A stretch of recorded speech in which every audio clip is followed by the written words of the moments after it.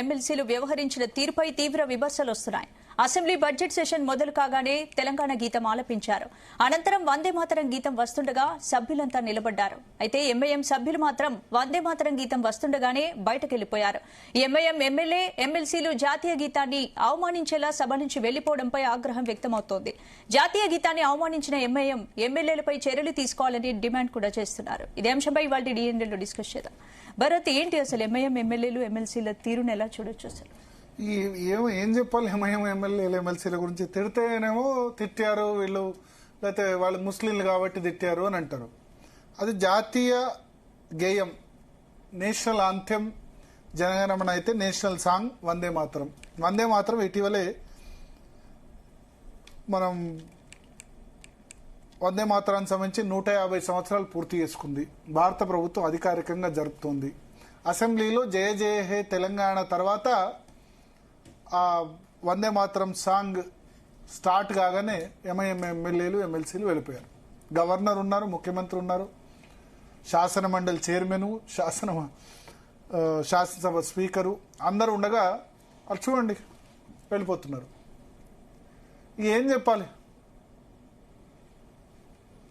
అంటే, సరే అక్కడ మీకు ఖచ్చితంగా దేశంలో నా చిన్నప్పుడే చూశాను, దేశంలో ఉండాలంటే వందే మాత్రం పాడాల్సిందే అని చాలా చోట స్లోగన్స్ రాసేవాళ్ళు.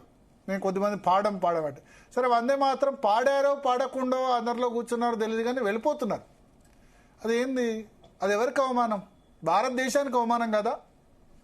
జాతీయ గేయం పాడుతుంటే అసెంబ్లీలో చట్టసభల్లోంచి వెళ్ళిపోతుంటే ఇది భారత రాజ్యాంగానికి అవమానం కదా, భారతదేశానికి అవమానం కదా. సిగ్గు అనిపించట్లేదా ఎంఐఎం వాళ్ళు ఎమ్మెల్యేలు? మరి మీకు రాజ్యాంగం ఇష్టం లేకపోతే, అసెంబ్లీలో ఉండడం ఇష్టం లేకపోతే పోటీ చేయకండి. ఎందుకు పోటీ చేయడం? ఎమ్మెల్యేలు అవ్వడం ఎందుకు? ఎమ్మెల్యే ఎమ్మెల్సీస్కి రిజైన్ చేయండి. ఇప్పుడు మీకు రాజ్యాంగ బాధ్యత ఒకటి ఇచ్చినప్పుడు ఆ బాధ్యతను నెరవేర్చాలి కదా. సో ఇక పరాకాష్ట జరిగింది ఎంఐఎం, పరాకాష్ట. అంతమంది శాసనసభ్యులు, శాసన మండలి సభ్యులు ఉన్నప్పుడు వందే మాత్రం స్టార్ట్ కాగానే వెళ్ళిపోవడం. వందే మాత్రం ఎవరు పోని, ఇప్పుడు వందే మాత్రం గురించి మాట్లాడితే ఇది ఏదో భారతీయ జనతా పార్టీ వాళ్ళని ప్రసన్నం చేసిన అనుకుంటారు. వందే మాత్రం మొట్టమొదటి పాడింది 1896 భారత జాతీయ కాంగ్రెస్, అంటే ఇండియన్ నేషనల్ కాంగ్రెస్. భారత జాతీయ కాంగ్రెస్ 1885లో అప్పుడు స్వతంత్రం కోసం పోరాడిన భారత జాతీయ కాంగ్రెస్లో 1896లో మొట్టమొదట వాడింది రవీంద్రనాథ్ ఠాగూర్. జనగణమన మన జాతీయ గీతాన్ని రాసిన రవీంద్రనాథ్ ఠాగూర్ 1896లో మొట్టమొదటిసారి పాడారు. అది రచించింది బంకించంద్ర చటర్జీ అయినా విశ్వగురు రవీంద్రనాథ్ ఠాగూర్ మొట్టమొదటిసారి దాన్ని పాడారు. ఇటీవలే 150 సంవత్సరాలు కంప్లీట్ చేసుకుంది. అది దాన్ని ఆ ఇండియన్ నేషనల్ కాంగ్రెస్ అడాప్ట్ చేసుకుంది. ఇండియన్ నేషనల్ కాంగ్రెస్ అంటే ఇప్పుడు కూడా కాంగ్రెస్ పార్టీకి ఇండియన్ నేషనల్ కాంగ్రెసే కదా, ఐఎన్సీ కదా. సో దాన్ని అసెంబ్లీలో వాళ్ళు పాడుతుండగానే మధ్యలో వెళ్ళిపోవడం అంటే మరి యాక్షన్ తీసుకోవాలి. మరి స్పీకరో చైర్మనో వాళ్ళు ఎమ్మెల్యేలు ఎమ్మెల్సీలు అయితే స్పీకర్ చైర్మన్ యాక్షన్ తీసుకోవాలి. తీసుకోవద్దా? ఇండిసిప్లిన్ బిహేవియర్ కదా. వేరే పార్టీ ఖండించదు యాస్టీజ్గా.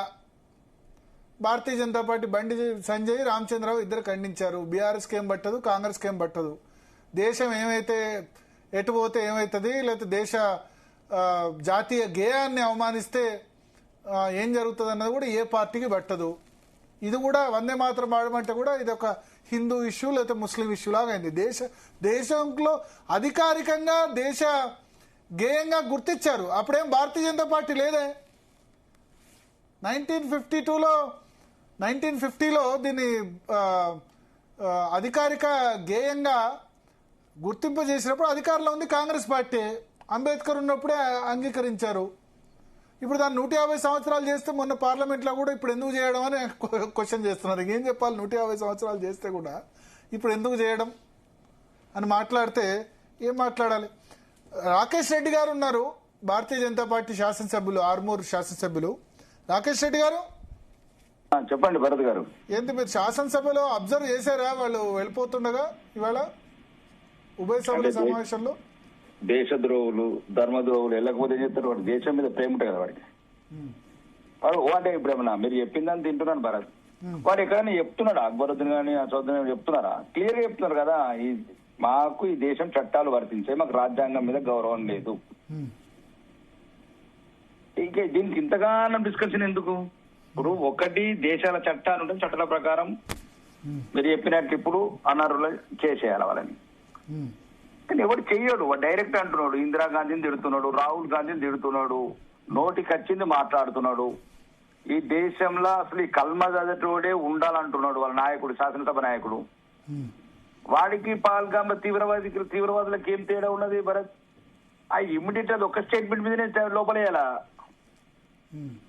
ఇప్పుడు రెడ్ అది ఒక్కటారండి, ఈ మధ్యన మరీ రెచ్చిపోతున్నాడు. రెడ్ అయితే ఏంది రాదు, వాడికి తెలిసిన రెడ్డిలు ఎవరు తెలియదు. మేము కానీ మేము కిరణ్ కుమార్ ఇట్లా కదా జుక్నే వాళ్ళని జుకానే వాళ్ళే हम लोग దినాయగా బరాబర్ జుకాయగా వస్తుంది. నేను ఏమంటున్నానంటే వందే మాతరము గేయం అనేది ఇది స్వతంత్ర ఉద్యమంలో ఒక రణనినాదం ఉపయోగపడ్డది భరత్. అప్పుడు అందరు వాడారు, ముస్లింస్, హిందువులు, దేశంలో ఉన్న భారతీయులందరూ స్వతంత్ర నినాదం, అది రణనినాదం. దానికి ఏముందండి? భారత మాతకు వందనం. హిందూ మాత కాదు, ముస్లిం మాత కాదు, క్రిస్టియన్ మాత కాదు. ఈ సన్నాసులకు ఏం చెప్తామండి?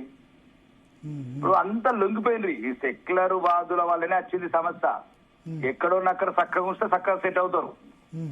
ఇప్పుడు నువ్వు దేశ చట్టాలని, దేశ రాజ్యాంగాన్ని గౌరవించినప్పుడు శాసనసభలు ఎందుకండి వీళ్ళు? ఇప్పుడు క్లియర్ గా మొన్న స్టేట్మెంట్ లా, అంతకుముందు స్టేట్మెంట్ లా ఇందిరాగాంధీ వచ్చి మా బూట్లు నాకుతున్నది అంటారు. రాహుల్ గాంధీ పిల్లలు పుట్టినా మా బూట్లు నాకుతుంది. ఈ ఏం మాటలు అవన్నీ? అసలు ఎవడు వీడు? ఎక్కడికి వెళ్ళి వచ్చిండు వీడు? దేశంలో చట్టాలు వర్తించాయా? ఇంతకుముందు ఆదిలాబాద్ లో 4 రోజుల నుంచి కిరణ్ కుమార్ రెడ్డి ఇట్లా మాట్లాడితే ఎట్లా? ఇప్పుడు ప్రత్యేకంగా మళ్ళా ఇప్పుడు నిన్న ముఖ్యమంత్రి అంటాడు కలిసి ఉందాము మతం. అరే పక్కనుండే మతం పక్కన పెట్టుకున్నావు. నిన్న రంజాన్ ఇఫ్తార్ బిందులు అతను ఏం మాట్లాడతానంటే నువ్వు మతోన్మాదులనే పక్కన కూర్చుని పెట్టుకున్నావు మజ్లిసోని. వాడు ఏమంటున్నాడు? ఈ దేశంలో ఎవ్వడు కాడు, కోయి నయ్యే హమారా కోయి హైతో కల్మా పన్నే వాళ్ళ హమారాలో. మరి రేవంత్ రెడ్డి కల్మ చదువుతాడా, లేకపోతే కాంగ్రెస్ కల్మ చదువుతారా, లేకపోతే కల్మ చదివి మతం మారుతారా? రోజు రోజుకు రెచ్చిపోతున్నారండి మజ్లిస్ పార్టీ. ఇమ్మీడియట్ పార్టీ మీద బ్యాన్ చేయాలా భరత్? ఆ పార్టీని బ్యాన్ చేయాలా, అనర్హులు కాదు.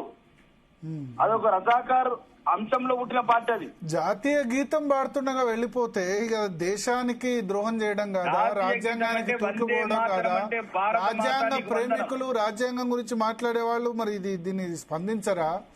అది నిన్న ఎక్కడో కాదు, చట్టసభల సాక్షిగా అట్లా అది బాయ్కాట్ చేసి వెళ్ళిపోతుంటే బాధ అనిపిస్తుంది నాకు చూసినప్పటి నుంచి. మనం ఏం చేయలేని సిచ్యువేషన్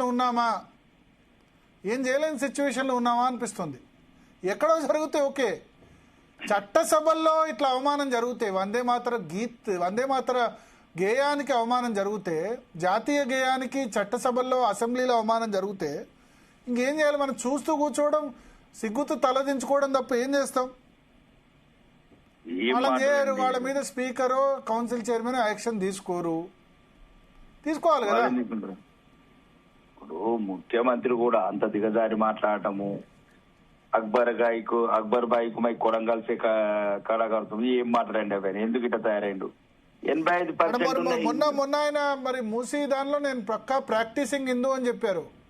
ప్రాక్టీసింగ్ హిందూ, 100% హిందూ నమ్ముతా, కర్మ సిద్ధాంతాన్ని నమ్ముతా అని కూడా చెప్పారు. ఆయన ఏ సిద్ధాంతాన్ని నమ్ముతాడు? ఒకటి, ఆయన మాట వల్లనే అక్బరుద్దీన్ తెచ్చిపోతున్నాడు ఈ రాష్ట్రంలో. వీళ్ళకి కావాల్సింది కిరణ్ కుమార్ రెడ్డి లాంటి ముఖ్యమంత్రులు అయితేనే సెట్ అవుతారు. వీళ్ళు బరాబర్ చూపించిండు. ఒక్క చీమ చిటుక్కు మనకుండా ఇద్దరిని, తమ్ముడిని ఆదిలాబాద్ లో, అన్నని సంగారెడ్డి. ఇప్పుడు నేనే ప్రధానంగా డిమాండ్ అంటున్నా, మజ్లిస్ పార్టీని బ్యాన్ చేయాలంటున్నాం.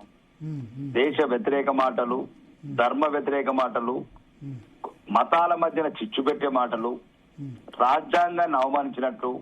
మాజీ ప్రధానమంత్రి అండి ఇందిరా గాంధీని, ఉక్కు మహిళని ఎంత దారుణంగా మాట్లాడుతున్నాడు వీడంటే అసలు కాంగ్రెస్ లలో చలనం కూడా లేదు. సన్నాసులు ఎట్లా అయినో కానీ ఆ అధికారం లేకపోతే ఇంకా అధికారం ఉండదు. ఎట్లా 65 ఇంకా పార్టీ పేరు అయితే 74 అయిండు. రాను రాను ఒకటే చెప్తున్నాను భరత్, ఇంక వీళ్ళకి చెప్పాల్సిందంటే సరైన హిందూ బిడ్డలే సమాధానం చెప్తారు ఇట్లాంటి వాళ్ళం. ఇట్లాంటి సెక్యులర్ పార్టీ వాళ్ళకి ఏమన్నది అది హిందువులకు లేకపోతే ముస్లింలకు క్రిస్టియన్లకు సంబంధించింది కాదు. 1896లో విశ్వగురు రవీంద్రనాథ్ ఠాగూర్ మొట్టమొదటిసారిగా వాడి ఇండియన్ నేషనల్ కాంగ్రెస్, అప్పటి భారత జాతీయ కాంగ్రెస్, అప్పటంటే ఇప్పుడు కూడా భారత జాతీయ కాంగ్రెసే కాంగ్రెస్ పార్టీ పేరు, వాళ్ళ దాన్ని అడాప్ట్ చేసుకున్నారు. కాన్స్టిట్యూషన్ అసెంబ్లీ 1950లో అడాప్ట్ చేసుకుంది నేషనల్ సాంగ్ గా. నేషనల్ ఆంథెంతో ఈక్వల్ స్టేటస్ ఇచ్చింది. పాడే అవసరం లేదండి, మౌనంగా నిలబడితే చాలు. మౌనంగా కొద్దిగా ఇప్పుడు ఎందుకంటే అలా పూర్వీకులు కూడా హిందువులేనండి, హిందువులే భారతీయులే. హిందువులు క్రిస్టియన్స్ పక్కన పెట్టండి భరత్. అది భారత మాతకు వందనం, చల్లని నీళ్లతో కమ్మని పండ్లతో చల్లటి పచ్చటి పంటలతో మమ్మల్ని దీవించు తల్లి అనే దానికి అర్థం అండి. అంటే కమ్మని పంటలు కమ్మని పండ్లు అంటే కమ్మని పండ్లు ముస్లింస్ తినచ్చు, హిందువులు తినచ్చు. మంచి నీళ్లు ఒకటి, కమ్మని గాలులు. సంస్కృత మీనింగ్ ఒక తల్లి నీకు వందనం. తల్లి అంటే వాళ్ళ తల్లి, మా తల్లి, అందరి తల్లి అండి, భారతీయుల తల్లి. అంతే కదా. అక్కడ ఎక్కడ మతం రిఫ్లెక్ట్ అంటే అడుగడుకున్న విషయం నింపుకున్న ఓవైసీ బ్రదర్స్ అండి. అడుగడుకున్న విషయం, పాముల కన్నా ఎక్కువ విషయం. పాములన్న నాగుపాము పర్వాలేదు, అంతకన్నా దారుణమైన విషయం ఈ దేశాన్ని ఎన్నడో ఒక రోజు వినాశకరంగా తయారవుతారు. వాళ్ళకి ఎక్కడో ఒక చోట భారత చట్టాలు భారత రాజ్యాంగాన్ని చవి చూపించాల్సిన అవసరం ఉంది కిరణ్ కుమార్ రెడ్డి లాగా. లేకపోతే రోజు రోజుకి ఇంకా బరిదెగుతున్నారు. సో రేపు ఇప్పుడు అసెంబ్లీ సెషన్స్ రేపటి నుంచి కంటిన్యూ అవుతాయి. రేజ్ చేస్తారా మీరు ఇష్యూని? భారతీయ జనతా పార్టీ లేవనెత్తడానికి ప్రయత్నం మాకు ఇవ్వరు కదా. ఇప్పుడు అది అంటే వీళ్ళంతా ఇప్పుడు అది ఏమైనా బీజేపీకి సంబంధం ఇష్యూ అంటే ఇది తెలంగాణ ప్రభుత్వం భారత రాజ్యాంగం ప్రకారం ఉన్నప్పుడు అందరూ లేవనెత్తాలి కదా, అందరం ఒకటైతేనే కదా ఇట్లాంటి దేశద్రోహ పనులు ఆపుతారు వీళ్ళు. ఇప్పుడు ఈ దేశద్రోహ పనులు ఆపాలంటే కాంగ్రెస్, బీఆర్ఎస్, బీజేపీ మూడు ఒక్కటి కావాల్సిన అవసరం ఉంది. ఇదే పాలసీ కాదు, అభివృద్ధి స్కీమ్ల గురించి మాట్లాడడం కాదు, ఇది భారత మాత గురించి, దేశం ఐక్యత గురించి, భారత రాజ్యాంగ విలువలు. అతను ఎవరు ఉంటారు, ఆ రాహుల్ ఖాన్, ఆ పట్టుకొని తిరుగుతాడు ఖాళీ బుక్, ఆ బుక్ వచ్చిన సమస్య ఇప్పుడు ఇది. అతను ఎప్పుడైతే భారత రాజ్యాంగం ఉల్లంఘిస్తున్నట్టు ఇది ఉల్లంఘన, ఇది నిజమైన ఉల్లంఘన. అంతే కదా మరి రాజ్యాంగ ఉల్లంఘన. అసెంబ్లీ సాక్షిగా, చట్టసభల సాక్షిగా ఇది వందే మాతర గేయానికి అవమానం జరిగింది. మిగతా రాష్ట్రాల అసెంబ్లీలో జరిగిందో లేదో కానీ తెలంగాణ రాష్ట్ర శాసనసభలో ఈ అవమానం, జాతీయ గేయానికి అవమానం జరిగింది. సిగ్గుతూ తలదించుకోవాలి మన అందరం, తెలంగాణ పౌరులందరూ కూడా సిగ్గుతూ తలదించుకోవాలి. ఇటువంటి వాళ్ళని మనం ప్రజాప్రతినిధిగా ఎన్నుకున్నామా? ఇటువంటి వాళ్ళు మన ఎమ్మెల్యేలు, ఎమ్మెల్సీలా?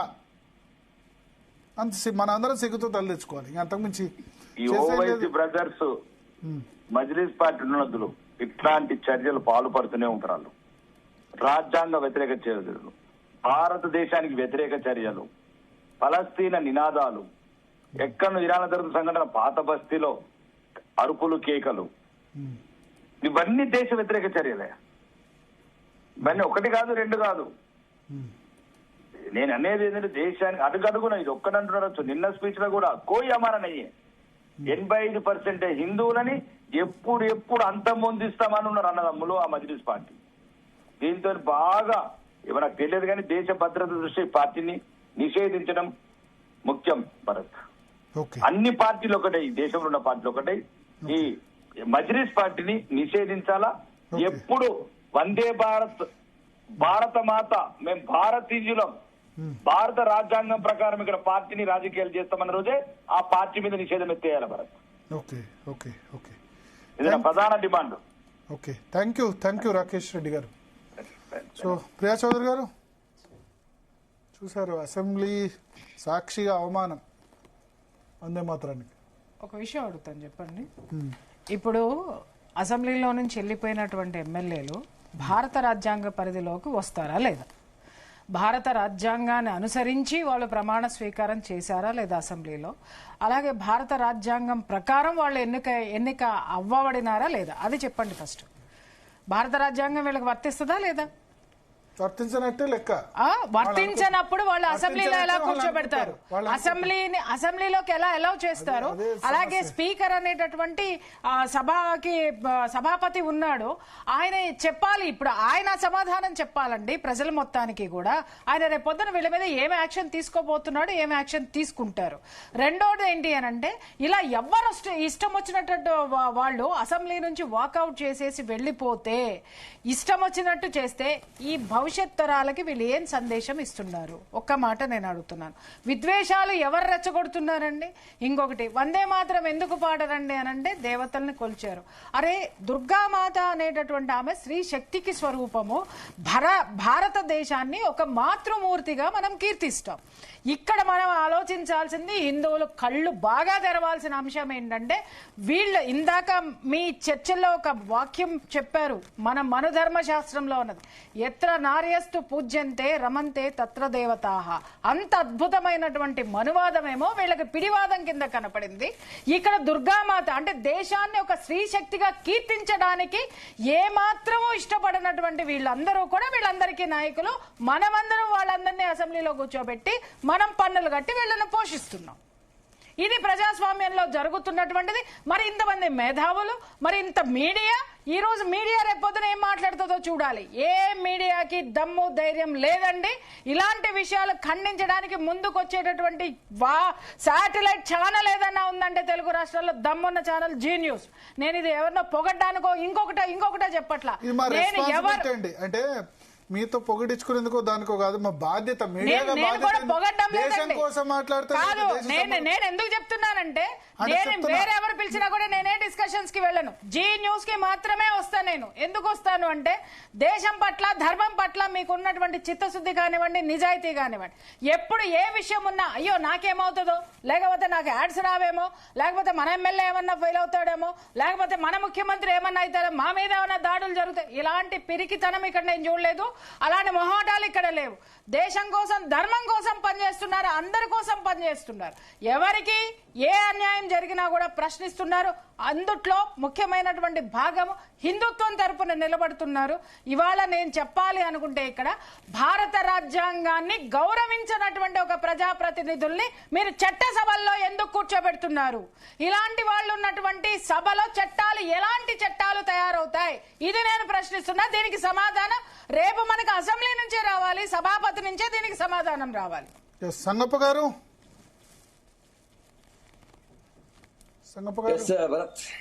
ఆల్రెడీ బండి సంజయ్ ట్వీట్ చేశారు, రామచంద్రరావు ట్వీట్ చేశారు. బట్ నేను ఎక్స్పెక్ట్ చేయలేదు ఇట్లా. అంటే ఎంఐఎం శాసనసభ్యులు ఓకే కామ్గా ఉంటారేమో, శాసనసభలో లేకపోతే చట్టసభలో ఉండి పాడకుండా ఉంటారేమో అనుకుంటారు, కానీ వాకౌట్ చేసినట్టు వెళ్ళిపోయారు. అంటే మీరు ఏమన్నా చేసుకోండి, ఇక మేము సిగ్గు విడిచిపెట్టేమన్న విధంగా బిహేవ్ చేస్తున్నారు వాళ్ళు. మమ్మల్ని ఎవరేం బీకలేరు అనేది వాళ్ళ ధైర్యం అంతే. దేశం క్రమక్రమంగా ఎటువైపు వెళ్తుందో కనీసం సమాజం ఇప్పుడైనా గుర్తించాలి భరత్. వందే మాత్రం గేయాన్ని వ్యతిరేకించింది ఫస్ట్ స్వాతంత్ర ఉద్యమంలో, ఆ టైంలో కూడా మహమ్మద్ అలీ జిన్నా. ఆయనకు కూడా స్వాతంత్రం అవసరమైంది. ఆయనకు కూడా ఆ తర్వాత స్వాతంత్రం వస్తుందని వచ్చే పరిస్థితుల్లో వెంటనే ఆయనకు ఒక దేశం కావాల్సి వచ్చింది. కానీ ఈ వందే మాతరం ద్వారానే స్వాతంత్రం వస్తుందని తెలిసినా కూడా ఆయన వందే మాతరం వ్యతిరేకించింది మహమ్మద్ అలీ జిన్నా. సో ఈ రోజు వీళ్ళు ఎవరైతే ఈ రోజు మన అసెంబ్లీలో వాకౌట్ చేశారో వాళ్ళు ఎవరిని ఫాలో అవుతున్నట్టు? భారత రాజ్యాంగాన్ని ఫాలో అవుతున్నట్ట. భారత రాజ్యాంగమే గుర్తించింది. భారత రాజ్యాంగం వందే మాతరంకి, తర్వాత జనగణ మనకి జాతీయ గీతానికి రెండింటికి సమానమైనటువంటి ప్రాధాన్యత కల్పించింది. సో వీళ్ళు భారత రాజ్యాంగాన్ని ఫాలో అవుతున్నారా, మహమ్మద్ అలీ జిన్నాని ఫాలో అవుతున్నారా? ఇది భారత ప్రజలు, ముఖ్యంగా తెలంగాణ ప్రజలు, తెలుగు రాష్ట్రాల ప్రజలకు, ఎందుకంటే ఇక్కడ మన దగ్గర చర్చ జరుగుతుంది కాబట్టి తెలుగు రాష్ట్రాల ప్రజలు కనీసం అర్థం చేసుకోవాలి.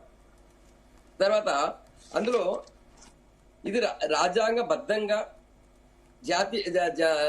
రాజ్యాంగం దీన్ని గుర్తించి దీన్ని మీరు అన్నట్టు ఇంతకుముందు కాంగ్రెస్ అధికారంలో ఉన్న టైంలోనే వాళ్ళే గుర్తించి జాతీయ గేయంగా చేశారు.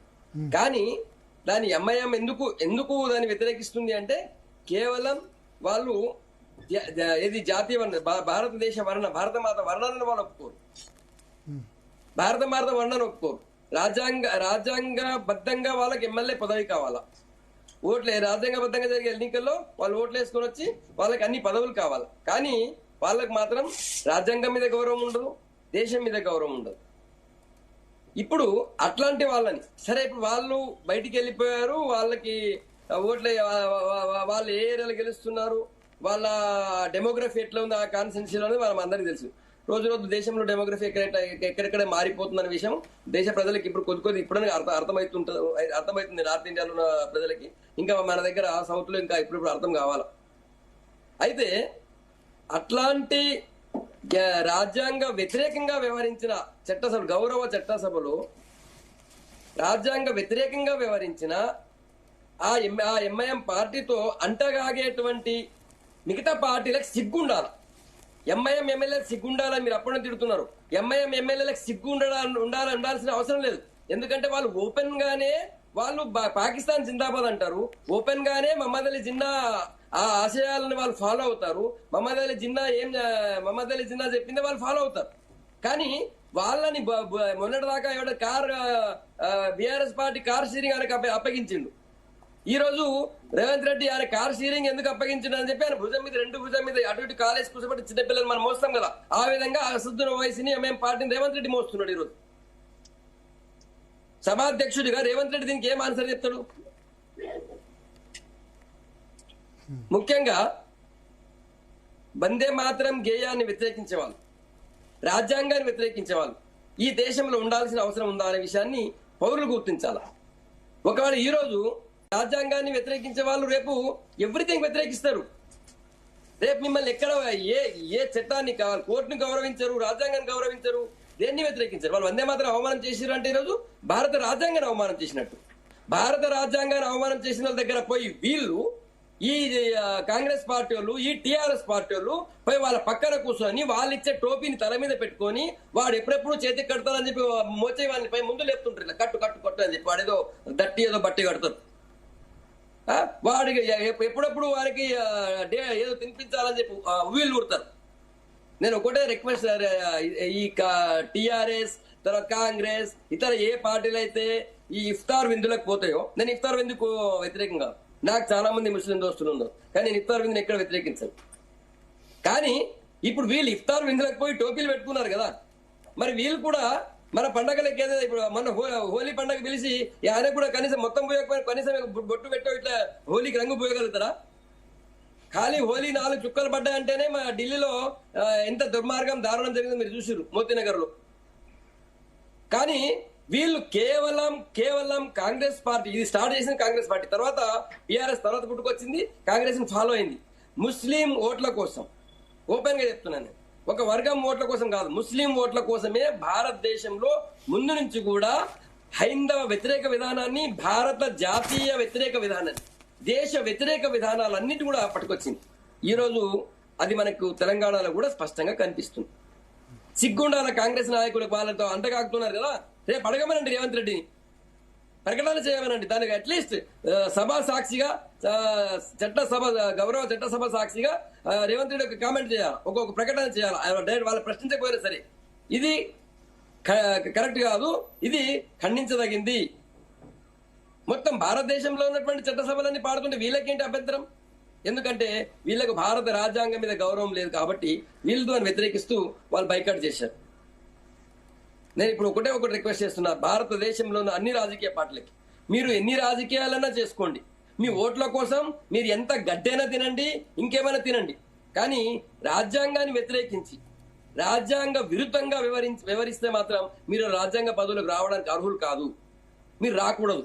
దీన్ని ఈ రోజు కాకపోయినా నాకు తెలిసి రేపెల్లుండైనా సరే ముందు రాబోయే రోజులన్నా భారత ప్రజలు గుర్తిస్తారు, వీళ్ళకి బుద్ధి చెప్తారు, ఒక ఆశ ఒకటి ఉంది. ఓకే, మోహన్ గారు. మారేడు మోహన్ గారు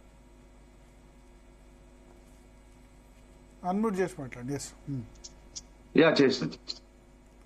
సో చూసారు కదా ఎంఐఎం ఎమ్మెల్యేలు, వాళ్ళ ఎమ్మెల్యేలు ఎమ్మెల్సీలు వాళ్ళ బిహేవియర్, నాకు మాటలు రావట్లే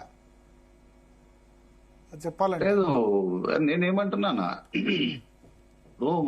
మనం ఆశ్చర్యకరంగా ఉన్నాం కానీ హిస్టారికల్ గా కొన్ని ఫ్యాక్ట్స్ లోకి వెళ్తే చాలా క్లియర్ కట్టుకున్నారు, వాళ్ళు క్లియర్ కట్టుకున్నారు. అది మహమ్మద్ అలీ జిన్నా వ్యతిరేకించాయంటే ఆయన పాకిస్తాను, ఆయన ముస్లిం లీగు పాకిస్తాను. అన్న మహమ్మద్ ఓకే అలీ జిన్నా సరే స్టార్టింగ్ లో ఓకే, నేనేంటంటే అది అసెంబ్లీలో అవమానం జరిగింది.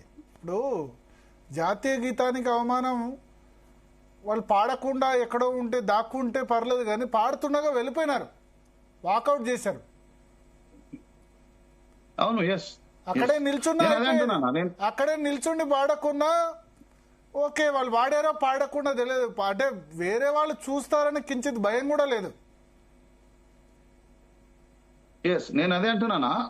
మొహమ్మద్ అలీ జిన్నా కూడా ఆయన అంటే మొహమ్మద్ అలీ జిన్నా కూడా దీన్ని 1937 లో దీన్ని ఫస్ట్ టైం అపోజ్ చేసింది ఆయన్నే. ముస్లిం కమ్యూనిటీ స్టార్టింగ్ లో ఎప్పుడైతే బెంగాల్ ని విభజన చేయాలనుకుంటారో ఎవరు మన బ్రిటిషర్స్, అప్పుడు స్టార్టింగ్ లో బెంగాల్ విభజనను వ్యతిరేకిస్తూ వచ్చినటువంటి గీతం ఈ వందే మాతర గీతం. దీనికి స్టార్టింగ్ నుంచి కూడా వందే మాతరం ఉద్యమం రావడానికి ప్రధాన కారణము ఏమంటారు, ఆయన రాసింది బంకిం చంద్ర చటర్జీ గారైనా కూడా రవీంద్రనాథ్ ఠాగూర్ గారు దేశభక్తి రూపకంగా దేశ గేయంగా దీన్ని తీసుకొని వచ్చి విడిపోతున్నటువంటి అంటే బ్రిటిష్ వాళ్ళ కుట్రలకు విడిపోతున్నటువంటి దేశాన్ని కలిపే ఒక పెద్ద స్లోగన్ గా, ఒక పెద్ద భారత మాత నీకు వందనం అనేటువంటి ఒక స్లోగన్ తోటి ఈ యొక్క వందే మాతరం ఉద్యమాన్ని తీసుకురావడం జరిగింది. ఈ తీసుకొచ్చినటువంటి ఉద్యమాన్ని అందరూ స్టార్టింగ్ లో అందరూ కూడా బాగానే ఆదరించారు. కానీ ఎప్పుడైతే మొహమ్మద్ అలీ జిన్నా 1937 లో దీన్ని వ్యతిరేకించడం మొదలు పెట్టిండో, ఇది యాంటీ ఇస్లాం అని చెప్పడం మొదలు పెట్టిండో, ఆయన వాదనను విన్నటువంటి బాబాసాహెబ్ అంబేద్కర్ గారు ఆ రోజే గమనించి 1940లో ఒక పుస్తకం రాశారు. ఏ పుస్తకం అదంటే ఇది ఆ పుస్తకం, my thoughts on Pakistan. English లో దీని title my thoughts on Pakistan, తెలుగులో పాకిస్తాన్ లేదా భారతదేశ విభజన అనేది పుస్తకం.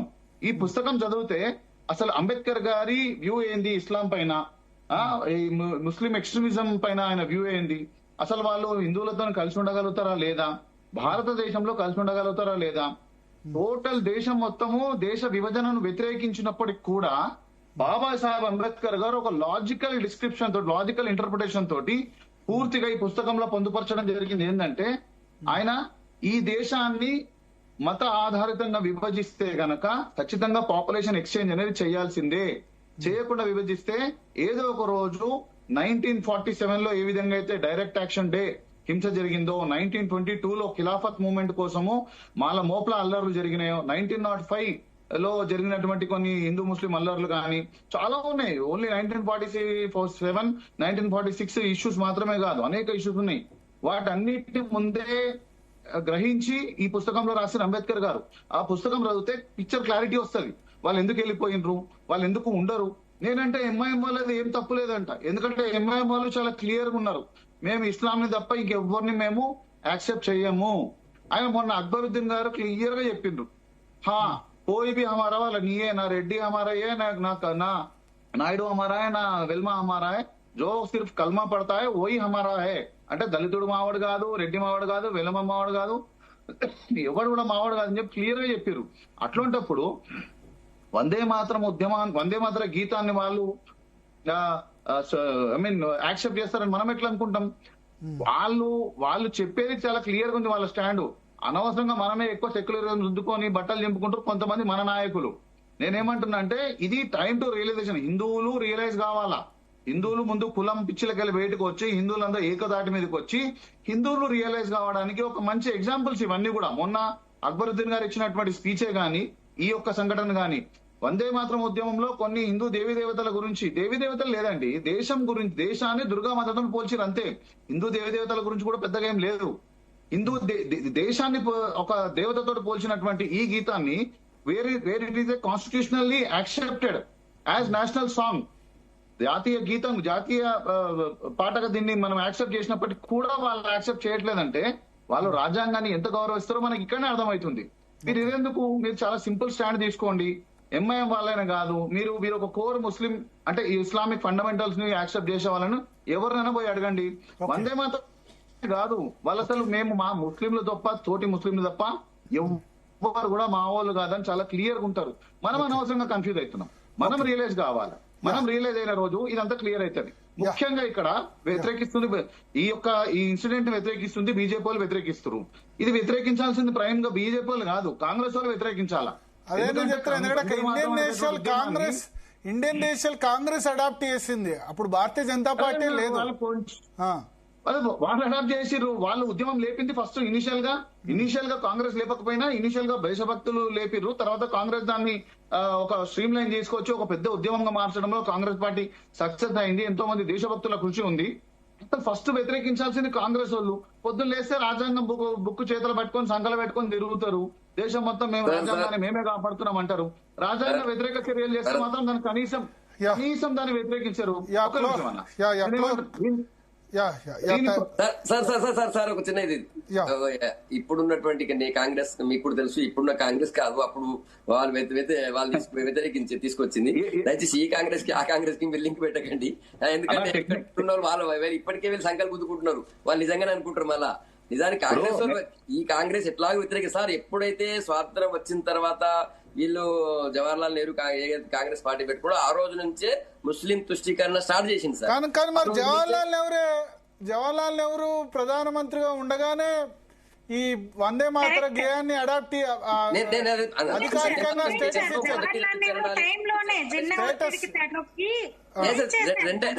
జవహర్లాల్ నెహ్రూ ప్రధాని అయిన తర్వాతనే దీన్ని జాతీయ గేయంగా స్టేటస్ ఇచ్చారు అంటున్నా.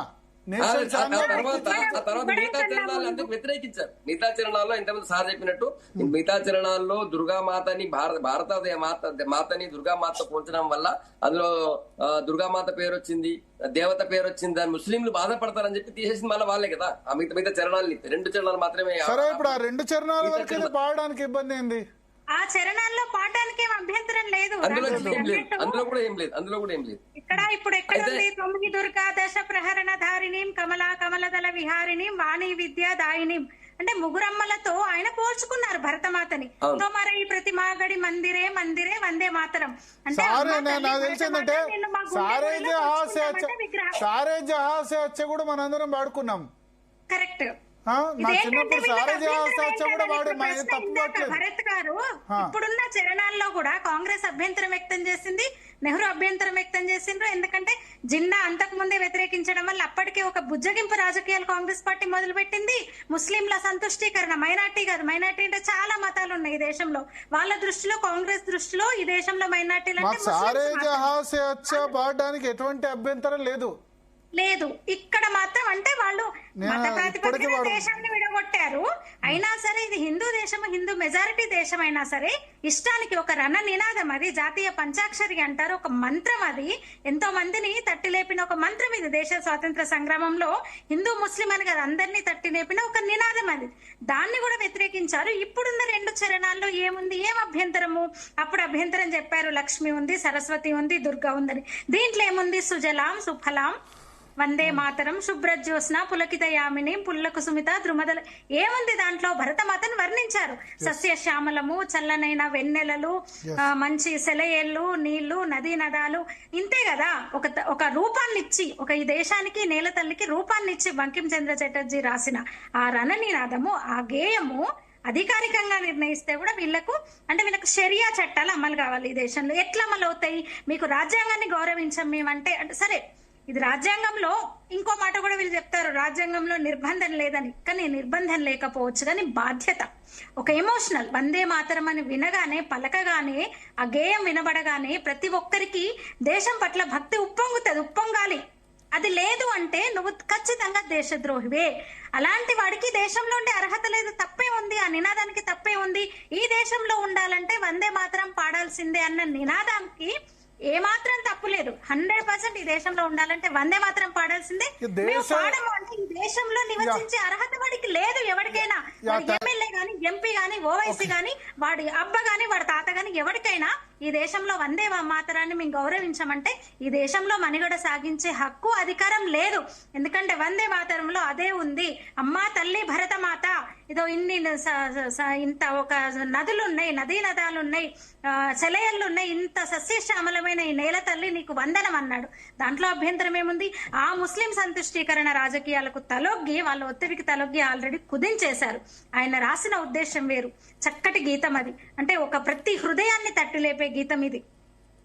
మత ప్రాతిపదికన విభజించి పడేసిన తర్వాత కూడా ఈ దేశంలో హిందూ మెజారిటీ ఉన్న ఈ దేశంలో కనీసం ఒక గేయాన్ని గౌరవించుకొని పూర్తిగా పాడలేని దుస్థితికి ఆ పార్టీ తీసుకొచ్చింది. ఇప్పుడు అదే పార్టీ ఇక్కడ రాజ్యం వెళ్తోంది. ఇక్కడ ఏలుతున్న ముఖ్యమంత్రి కూడా అన్న మాట ఏంటి?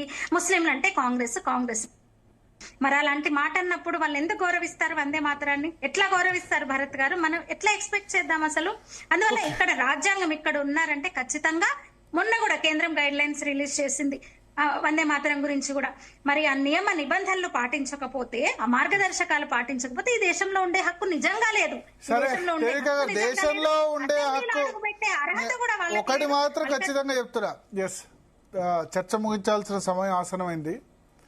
దేశంలో ఉండాలో లేదో అన్న దానికంటే ఫస్ట్ అసెంబ్లీలో ఉండే హక్కు అయితే లేదని నేనంట. వాళ్ళకి అసెంబ్లీలో అవమానం చేశారు కదా, అసెంబ్లీలో ఉండే హక్కు మాత్రం ఖచ్చితంగా లేదు. వాళ్ళు నెక్స్ట్ టైం పోటీ చేయకండి, ప్రతిసారి వాడతారు. ప్రతిసారి ఇప్పుడు గవర్నర్ వచ్చినప్పుడు స్పీచ్ అప్పుడు వందే మాత్రం ప్రతిసారి చేస్తారు, ప్రతిసారి వాళ్ళు వెళ్ళిపోవడం. అంతేనా? ఏం మెసేజ్ ఇస్తున్నారు చిన్నపిల్లలకి? రేపు స్కూళ్ళలో వందే మాత్రం పాడే వాళ్ళకి అంటే స్కూల్లో వందే మాత్రం పాడుతున్నా, వందే మాత్రం స్కూల్లో ముస్లిం పిల్లలు చాలా మంది అవుతారు. ఇప్పుడు ఏమైనా చూసి వాళ్ళందరూ వెళ్ళిపోవాలా? జనగణమనను కూడా వాళ్ళు గౌరవించరు. 15 ఆగస్టు వస్తే, 26 జనవరి వస్తే జనగణమన రాజ్యాంగం ప్రకారం రాజ్యాంగంలో ఉంది కఠినంగా జనగణమనని ఖచ్చితంగా మనం గౌరవించి తీరాలి. జాతీయ పతాకాన్ని గౌరవించాలి. సెల్యూట్ చేయరు వాళ్ళు అసలు. జాతీయ గీతాన్ని కాదు, గేయాన్ని, దేన్ని వాళ్ళు గౌరవించరు. అంటే షరియా చట్టం అమలు కావాలి వాళ్ళకి, అది ఆ సవాలే లేదు. అందుకని వీళ్ళు రాజ్యాంగాన్ని గౌరవించినట్టే ఇది కూడా ఒక అంటే బాధ్యత. అది తల్లిని దేశాన్ని గౌరవించుకోవడం అనే బాధ్యత. దేశభక్తి లేదని క్లియర్ గా అర్థమైపోతుంది. కంక్లూడ్ చేస్తాను. నాకు కూడా నెక్స్ట్ జూమ్ మీటింగ్.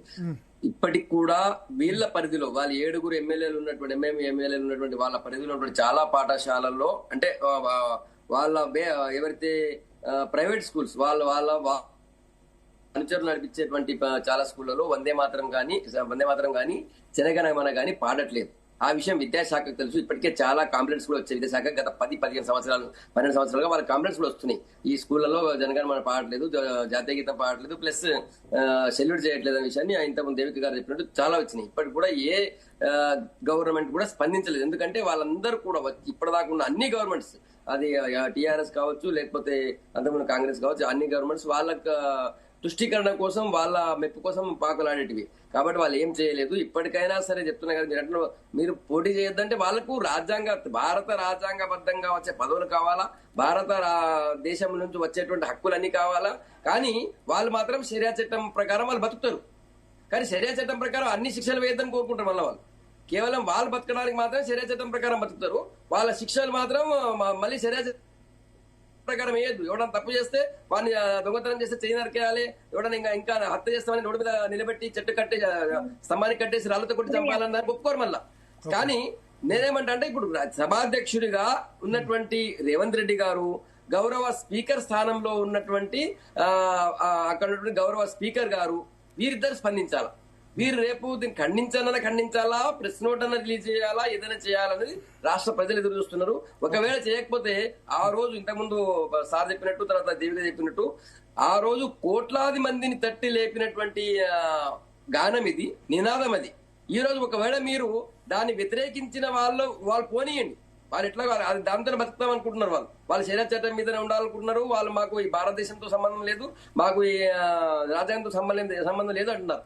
అవకాశం ఉంది దొరుకుతుంది కాబట్టి వాళ్ళు వచ్చి పోటీ చేసి గెలిచి వస్తున్నారు. కానీ నేనేమంటా అంటే వీళ్ళు ఆ వందే మాత్రం వ్యతిరేకిస్తే ఆ రోజు ఉరికొయ్యలకు ఎక్కిన వాళ్ళందరూ కూడా వాడి మెడలో ఉరికమ్మకి ఎక్కింది ఆ తాడు గుంజేటప్పుడు కూడా వందే మాత్రం అని నినాదం ఇచ్చింది. వాళ్ళందరినీ స్వాతంత్ర సమర యోధులందరినీ కూడా వీళ్ళు అవమానించినట్టు అవుతుంది.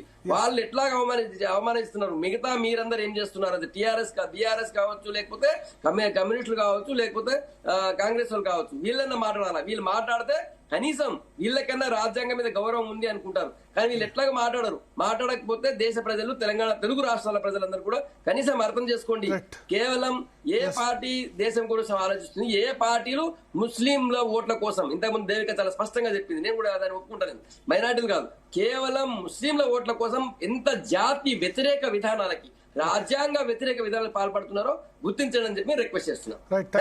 థ్యాంక్ యూ సంగప్ప గారు, మోహన్ గారు, దేవిక గారు, లలిత్ కుమార్ గారు, ప్రియా చౌదరి గారు. సో స్పందన చూడాలి మరి, వాళ్ళు అసెంబ్లీ సాక్షిగా వాళ్ళు వందే మాతర గేయాన్ని అవమానించారు, జాతీయ గేయాన్ని అవమానించారు. మరి సైలెంట్ గా ఉన్నా అయిపోయేది అసెంబ్లీ లోపల, వాకౌట్ చేసినట్టు కదా. ఎవరైనా జాతీయ గీతం, జాతీయ గేయం వస్తే అక్కడ ఆగిపోతారు, ఏ పని చేస్తున్న వాళ్ళైనా ఆగుతారు. వాళ్ళకి కనీసం ఆ మర్యాద, రెస్పెక్ట్ కూడా లేదు. స్పీకర్ చర్యలు తీసుకుంటారు. ఎక్కడ తీసుకుంటారు స్పీకర్ చర్యలు? స్పీకర్ చర్యలు కాదు కదా, ఎందుకంటే అది తెలుసు. కాంగ్రెస్ పార్టీ మైనారిటీ సంతుష్టీకరణ విధానాలు, అది ముస్లిం వ్యతిరేక గేయం కాదు కదా. వందే మాత్రంలో ముస్లింలు ఏమైనా తిట్టారా? సారే జహాస చిన్నప్పుడు మేము కూడా వాడాము, మీరు కూడా మొత్తం వాడమంటే వాడతారు. ఇప్పుడు సారే జహాస మాకేం అభ్యంతరం లేదు. దానిలో ఒక 3వ స్టాంజాలోనో 4వ స్టాంజాలోనో దుర్గామాతను కీర్తిస్తూ ఉందట. ఆ స్టాంజా కూడా లేదు, మొదటి 2 స్టాంజాస్ మాత్రమే ఉన్నాయి. దానికి పాడకుండా 150 సంవత్సరాల సందర్భం, 150 సంవత్సరాలు మొన్న అయింది, అవమానించారు. చూద్దాం మరి. ప్రతిసారి గవర్నర్ ప్రసంగం అప్పుడు ప్రతిసారి చేస్తారు, ప్రతిసారి అట్లే వాకౌట్ చేస్తారా, ఏం చేస్తారా? అటువంటిప్పుడు ఎమ్మెల్యే పదవికి రాజీనామా వేస్తే అయిపోతుంది, మేము వాడడం ఉండమని చెప్పి. ఎమ్మెల్యే, ఎమ్మెల్సీ లేకపోతే సభకు రాకుంటే అయిపోయేది. సభకు వచ్చి వాకౌట్ చేయడం అంటే ఏంటది? Too much. సో ఇది వాళ్ళ DNA.